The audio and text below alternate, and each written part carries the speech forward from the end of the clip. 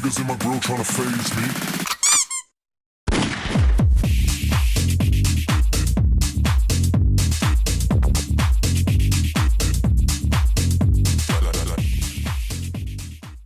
ขอบอกก่อนว่าคลิปนี้ทำกับแอป CapCut ง่ายมากเลยครับ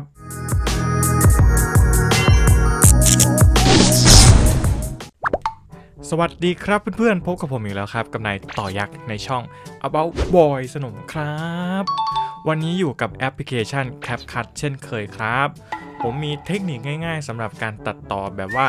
เป็นคลิปแกล้งตัวเองนะครับซึ่งเราก็สามารถที่จะแบ่งตัวเองออกเป็น2คนแล้วก็เอาไปแกล้งกันโดยที่ไม่ต้องกลัวโรคระบาดตอนนี้เลยนั่นเองครับส่วนวิธีการทำจะเป็นยังไงนั้นไปดูในคลิปเลยครับก่อนเพื่อนๆจะไปชมคลิปนะครับฝากเพื่อนๆกดติดตามนะครับแล้วก็กดกระดิ่งไปแจ้งเตือนทั้งหมดด้วยนะครับจะได้ไม่พลาดคลิปใหม่ๆของช่อง About Boy สนมนะครับขอบคุณมากครับก่อนจะไปตัดต่อคลิปมาดูตัวอย่างการถ่ายทำซะก่อนครับซึ่งการถ่ายทำนะครับก็ผมจะมีเก้าอี้ตัวหนึ่งแล้วก็ตั้งกล้องทิ้งเอาไว้นะครับเราก็ทำเป็นนั่ง acting หันหลังนิดๆหน่อยๆอะไรประมาณนี้นะครับเสร็จแล้วเราก็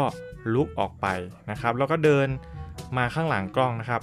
คราวนี้ก็เดินเข้ามาอีกฝั่งหนึ่งนะครับก็ทำเป็นด้อมๆมองๆเข้าไปเนาะมีจุ๊ๆแล้วก็ดึงเก้าอี้ออกไปทำเป็นจิ้มตูดปุ๊บประมาณนี้นั่นเองครับเดี๋ยวเราไปลงมือตัดต่อกันเลยดีกว่าครับให้เพื่อนๆเข้าไปที่แอป CapCut นะครับเพิ่มโปรเจกต์ขึ้นมาใหม่ครับเลือกคลิปวิดีโอที่เราถ่ายมา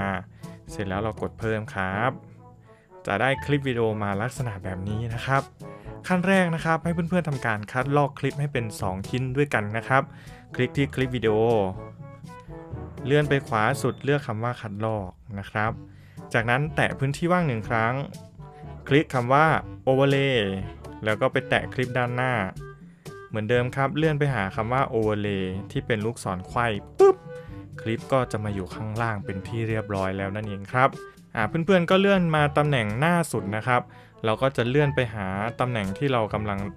ประมาณนี้นะครับตอนที่เรายังไม่ลุกออกจากเก้าอี้นะครับเราก็แตะที่ข้างล่างนะครับแบ่งแยกทันทีครับแล้วก็ข้างบนนะครับเราก็ลบทิ้งไปได้เลยครับแบบนี้นะครับข้างบนเหมือนกันนะครับแตะแล้วก็แบ่งแยกนะครับคราวนี้เราจะลบข้างหน้าออกนะครับโดยที่แตะข้างหน้าแล้วก็ลบทิ้งไปได้เลยครับก็จะมีคลิปซ้อนกันลักษณะแบบนี้นะครับจากนั้นคลิปด้านล่างเราจะทำการลบพื้นหลังออกนะครับแตะ1ครั้งเลือกคำว่าลบพื้นหลังแล้วก็รอจนกว่าจะครบ 100% นั่นเองนะครับตอนนี้พื้นหลังของเราก็ตัดออกเป็นที่เรียบร้อยแล้วนะครับขั้นตอนต่อมานะครับเพื่อนๆก็เลื่อนไปทางขวานะครับ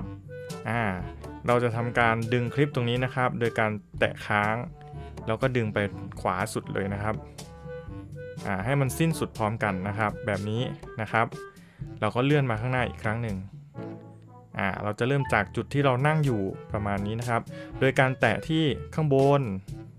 ทำการแบ่งแยกนะครับแล้วก็ลบข้างหน้าออกไปได้เลยครับปุ๊บแบบนี้เพื่อนๆสังเกตได้ว่าข้างหน้ามันไม่มีนะครับเราก็ทำการกดค้างที่คลิปข้างล่างแล้วดึงไปให้สุดข้างหน้านะครับให้มันเริ่มต้นพร้อมกันนั่นเองครับเดี๋ยวเรามาลองดูตัวอย่างกันครับผมก็นั่งอยู่เดินมาแล้วครับดองมองเราจะดึงเก้าอี้ออกนะครับฟืบตัวลอยทิ้งตัวลอยเฉยได้มีการจิ้มตูดปุ๊บประมาณนี้นะครับในส่วนที่มันเกินมาแบบนี้เราก็สามารถที่จะกดนะครับแล้วก็ดึงเข้าไปนะครับให้มันเท่ากันกับคลิปข้างบนนะครับตอนนี้คลิปของเราก็สามารถที่จะมาแกล้งตัวเองได้เรียบร้อยแล้วแต่ว่าเราจะเพิ่มความสมจริงขึ้นนะครับโดยการคลิกที่คลิปข้างล่าง1ครั้งนะครับแล้วก็ไปเลือกคำว่าคัดลอกนะครับแบบนี้จากนั้นเราก็กดค้างนะครับดึงลงมาข้างล่างครับเอาไปสุดข้างหน้าเลยให้มันเริ่มต้นพร้อมกันนะครับจากนั้นเพื่อนๆก็แตะคลิปข้างล่างสุดเลือกคำว่าลบพื้นหลังมันก็จะกลายเป็นยกเลิกการลบพื้นหลังนั่นเองครับคราวนี้เพื่อนๆก็ไปที่คำสั่ง Mark นะครับตัวนี้เราก็เลือกแบ่งฉากนะครับเราก็จะทำการหมุนนะครับให้เห็นแต่เราเนาะแบบนี้ดึงมาฝั่งนี้นะครับ แล้วก็หมุนเอียงสักหน่อยนึงให้เห็นช่วงตัวกับช่วงขาพอเอาแบบนี้นะครับแล้วเราก็อาจจะมีการดึงให้มันกลืนกันนิดนึงอะไรประมาณนี้นะครับเสร็จแล้วกดที่เครื่องหมายถูกต้องนะครับลองมาดูครับมันก็จะเหมือนความสมจริงยิ่งขึ้นนั่นเองนะครับดูตอนช่วงดึงเก้าอี้นะครับ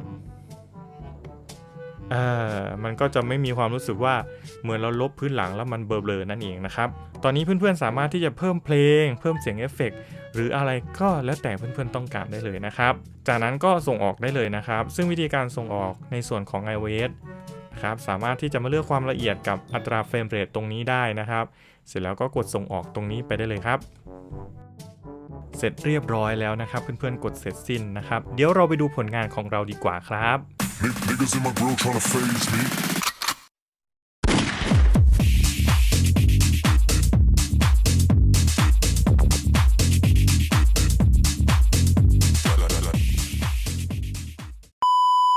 เป็นยังไงบ้างครับเพื่อนๆสำหรับการตัดต่อคลิปวิดีโอแกล้งตัวเองแบบนี้นะครับตอนนี้ไม่ต้องไปแกล้งคนอื่นนะทำคลิปแกล้งตัวเองนี่แหละครับปลอดภัยที่สุดนะครับ